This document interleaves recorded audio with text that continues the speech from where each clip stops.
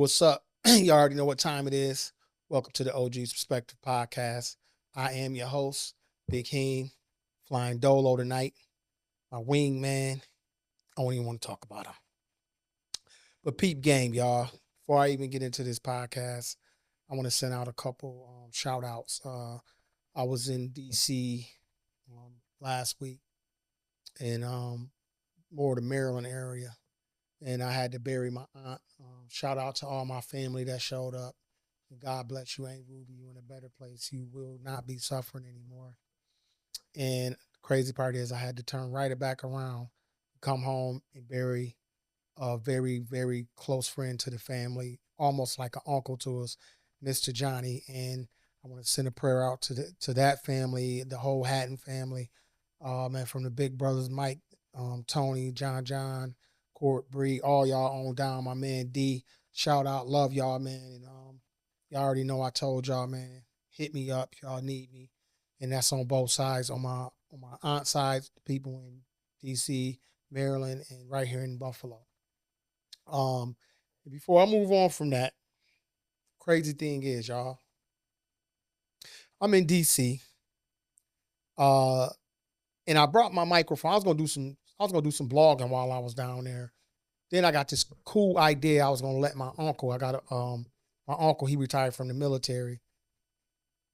He's actually my mother's last brother, baby brother, last brother, last uncle on my mother's side, and she only got one sister left. I got two uncles and one aunt left, which is crazy. But they all in their 80s. They look good. They doing good. And I was going to record him. I was like, you know what? It'd be dope if I can let all my cousins just sit here and ask my uncle some dope questions, including myself. And somebody, I'm used to getting out my truck and my doors automatically locked. And I drove a rental down there. I usually drive rentals when I go out of town. Something happened, you could just pull it, they'll bring you a new one and you just keep driving. And I messed around, left the doors open, man, and somebody broke. Well, they didn't even break in there, to be honest. They just went in there and took my microphones out. So I'm pissed. I actually do got some brand new ones. I just gotta bust them open and hook them up. But yeah, I got to say that, man. Hopefully, whoever took them, y'all use them and y'all create some content and do something good with them. Hopefully, I don't think it was a crackhead or nothing like that, because where my aunt live at, she live in a pretty nice neighborhood. But crackheads everywhere, so I'm not gonna say that it couldn't have been one. But y'all make sure y'all get in the comments. Y'all hit the like, the share, and the subscribe. Y'all already know, man. I told y'all we trying to get this thing, get us to 1,000. I'm gonna do something special for y'all. I told y'all I was gonna do something.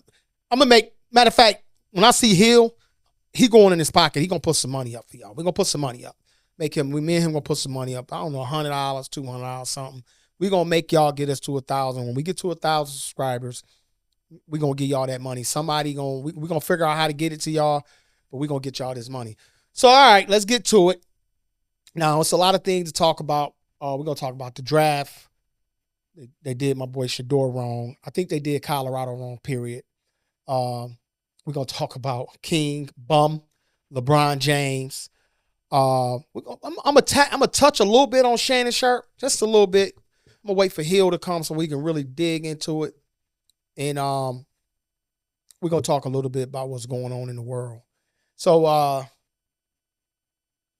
first things first, LeBron James, man. Everybody so many people. Shout out to my man Hungry. Shout out to my man Hungry, because y'all, this dude told me Lakers in 5. I told him it wasn't gonna happen. I believe when RG Brooks was on here, I told her that the Lakers was gonna get tired. They was gonna get ran down. Luka was not in shape, and it showed. I truly think LeBron need to go ahead and retire. I think this is time to retire, because if he don't, he gonna mess around and destroy his legacy for real. He still can hold on to it and walk away gracefully. Go ahead next year, announce your retirement, and do your thing. Drop 40, 50 points a game. Go out with a bang. You know what I'm saying? Leave the game. Kobe dropped 60 his last game. LeBron, go ahead and announce your retirement. You know, play with your son. I know you're trying to stick around for Bryce. It ain't going to happen, bro. You're going to mess around and break one of them ankles or something, and it's going to be over for you. I'm serious. Man, it's over, bro. Anthony Edwards showed you what youth is. That 40-year-old bubble you riding on, it just got popped. It's time to go, dog. It's over. I was talking to somebody earlier, and I said, well, they asked me, do I think Anthony Davis would have made a difference? A healthy Anthony Davis, yes. I think that it had the presence in the middle.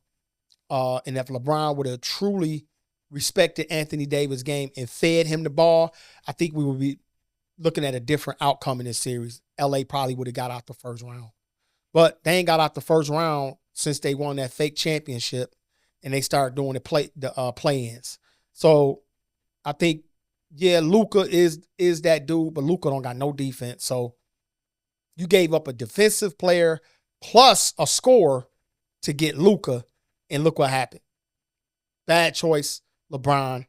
And all that stuff you and JJ Redick was talking on that podcast, all that basketball IQ. What happened? What happened to that IQ? Because JJ Redick, you ain't ready to coach yet, bro. You did not make a substitution. Then you got mad at the reporter because he asked you about it. Was you gonna lean on your staff?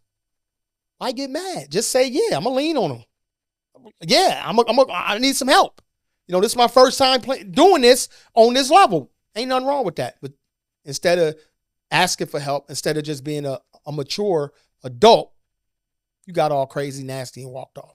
So get up out of here, LeBron. LeBum. I still respect you. I still got love for you. But, bruh, go ahead and hit that retire button. It's over. So, boom. I'm going to touch a little bit on this Shannon Sharpe issue. Like I said, I'm going to wait for Hill. So I know Hill got something to say.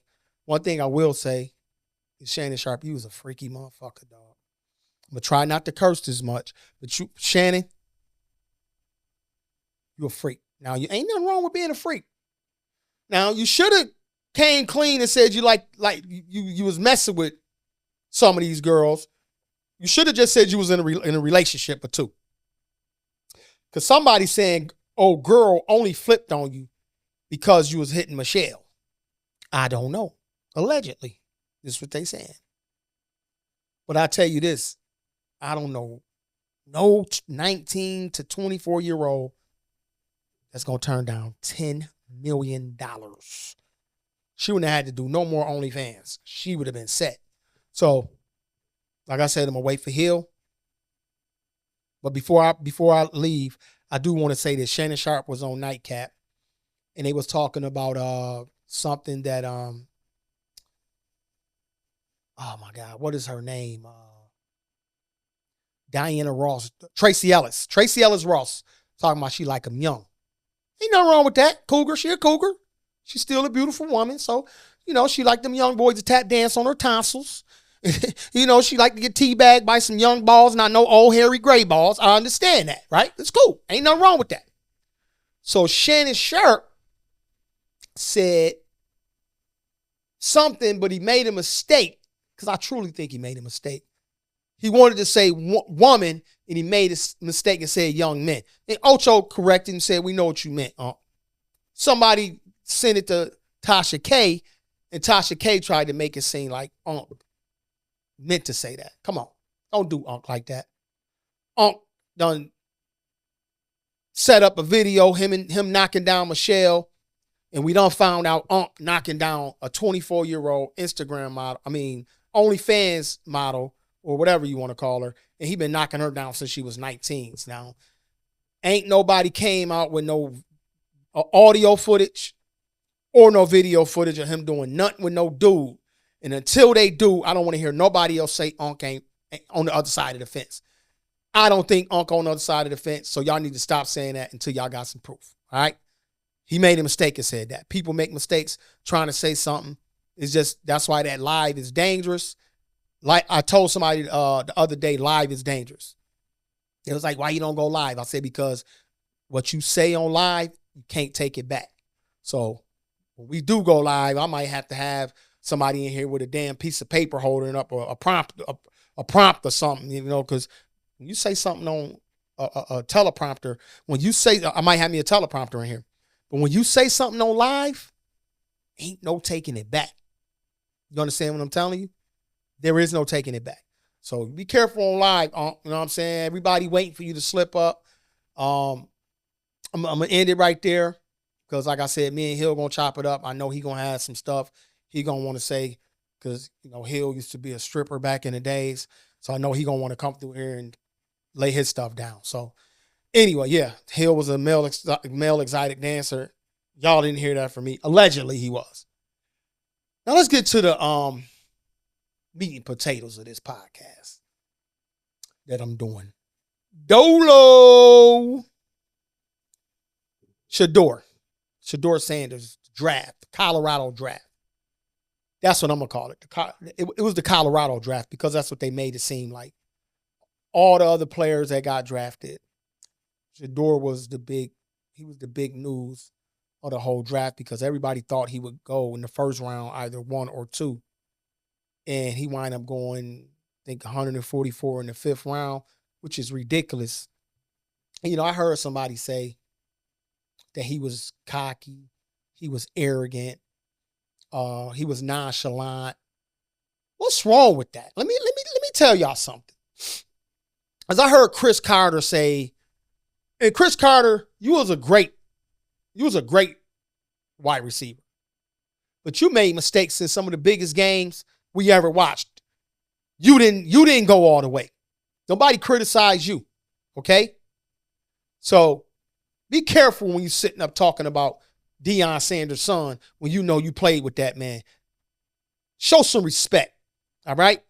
I see a lot of you people out here bad-mouthing excellence because that's what Deion Sanders produced. He produced excellence. And it was bigger than Shedeur. It was about his father, to be honest. And what was the difference between what Deion did and Eli Manning, them dad did? Nothing. He said, I want my son to go to the best team. I'm not going to let him go nowhere that I don't feel like it's going to suit my son. Well, we see what they did. They made sure he went to a team that probably wouldn't suit him, but I'm glad he's in Cleveland because I can drive down there and see that motherfucker play. Okay? Hopefully, I don't know what the schedule look like. Maybe he'll come to Buffalo and I go to that game. But me and Hill said we're going to go down there and maybe we'll take our ladies and we'll go see Shedeur Sanders play. Hopefully, somebody get hurt or he get an opportunity while they in training camp to show him that, hey, yo, I should have been the number 1. I should have been the number 2. I should be a starter. So we're going to see how that go. But let me just say this to y'all. Everybody like, oh, he should be humble. Well, not everybody, but definitely Chris Carter and a couple more of these commentators. Oh, he should be humble. Well, let me say something to y'all. A lot of people that y'all see humble, they don't come from money, all right? They come from poverty. They slept in a room with 4 or 5 people. They grew up in a household with they aunts, they uncles. They didn't have fathers. They lived with their grandmother. They was homeless. The worst of the worst life. Most of the people that you see that's truly humble, and there's nothing wrong with being humble. I think you should be humble. But it's hard to be a humble person when you're born a millionaire. Okay? I don't think none of Donald Trump kids know what humbleness is. I don't think Paris Hilton know what humbleness is. I don't think, and I definitely know Elon Musk's son is not going to know what humbleness is. Okay? Those are perfect examples of people that don't show no humility. But I do think Deion Sanders' son, Shedeur, knows how to be humble. But he was excited. This is something that his father groomed him for his whole life. His whole life. This boy has been shown love. This boy has had a mother in his life. He has had a father in his life. He's lived in the best homes. He went to the best schools. His daddy even built and made a school for them. His father groomed him and his brother to be in the NFL. Imagine that. You was groomed to be somebody, and somebody takes that from you. You were groomed to be the number 1 draft pick. That's what his father made him. His father took them from, I think they said they even went to community college. Y'all check me on that. I'm not sure, but I think they did. They went to Jackson State. Jackson State wasn't popping. They went to Jackson State, turned it up, made it a great program. Left Jackson State, went to Colorado. I think they was 1-11 the last few years. Turned it up, turned it around, went to a bowl game. The man is a top rating passer in the college football. Ranked number 1 in college football. Very poised, very athletic. He had Tom Brady as a mentor. This boy is ready, more than ready, to be in the NFL. And y'all snubbed him. There is an investigation for Shedeur Sanders and what the NFL did. They think it's collusion, allegedly. Somebody got together and said, don't draft him. I don't know if the commissioner had nothing to do with it. I hope Roger Goodell didn't have no say-so in that. Maybe it was just the teams got together and they said, we're going to go against Deion because Deion is not going to be the first black ex-NFL player, superstar, Pro Bowler, MVP, all type of good stuff he was. Now, I might be wrong with the MVP, but he definitely played in Pro Bowls, Super Bowls, and he's a high in the Hall of Fame. He all that. And if y'all remember when Deion went in, he was flashy. He was flashy. He was prime time, like father, like son. Don't punish the son for being as good as his dad. Don't do that. And Shedeur, I hope you shine, boy. Shine. I see you training. Shine. Do your thing, man. Let this be the humbling experience since they want to humble you and come out on top. You got 3 years to become number 1 so they can give you that $500 million contract. We all rooting for you. So I told y'all I was going to talk about some of the things that's going on in the world. So Burkina Faso right now is the hottest subject that's going on around the world. Ibrahim Traoré, he is the president of Burkina Faso, African country. And there's a couple of more countries that's united with him. But right now, he's a target. All around the country, everybody been protesting. For the first time in my life, besides Mandela, and there have been more. There have been some that came before. But for the first time in my life that I can really see a leader from Africa besides Gaddafi, which they killed. He was another strong, powerful African leader, and they killed him. President Obama was the one ordered that hit, which is crazy. Another black man killing another black man. And just so happened, President Obama's father was from Kenya, I believe, African, which is crazy. So now they got this new black general. Well, he's not new. He's just newly famous. Michael Langley. He's overseas right now, I believe. And basically he's saying that Ibrahim Traoré is a threat. To who? Who's he a threat to? Because he kicked the French out, the Dutch. They kicking all these people out of their country that's been sucking them dry. And they haven't been benefiting from none of the wealth, none of the minerals, none of the gold, none of the oil, all the diamonds, all the riches that Africa have. It's the most richest continent on the planet. And the people has never benefited from it. So now they got a president that has paid off all their debt. They got free medical. They got free schools. They got free everything. What we should have here in this country. We shouldn't be paying for no schooling. We shouldn't be paying for no medical. We should have free healthcare in America. So this is what this man has done. Same thing Gaddafi did for Libya. And they went in there and they killed Gaddafi and they destroyed Libya. Now they got the people of Libya over there in slavery, basically. Destroyed their beautiful country. Now, this is what they're trying to do to Ibrahim Traoré. Well, I say to you, my ancestors over in Africa, because yes, we are ancestrally tied into Africa. But I feel in my heart, America is where my people came from. I feel like we was here already. We wasn't brought here. We came here on our own thousands of years ago when the earth was all connected. We walked across or we sailed. However we got here, we wasn't brought here on no slaves. My people. That's what I believe. Y'all stick together.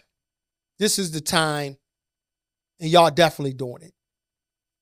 Protect that man. Protect him. Die for him. And if just so happen they do become successful in taking out that good brother, let there be 1,000 more ready to step up and take his place. Because if Africa win, we win. Every black man on this planet will benefit from Africa becoming independent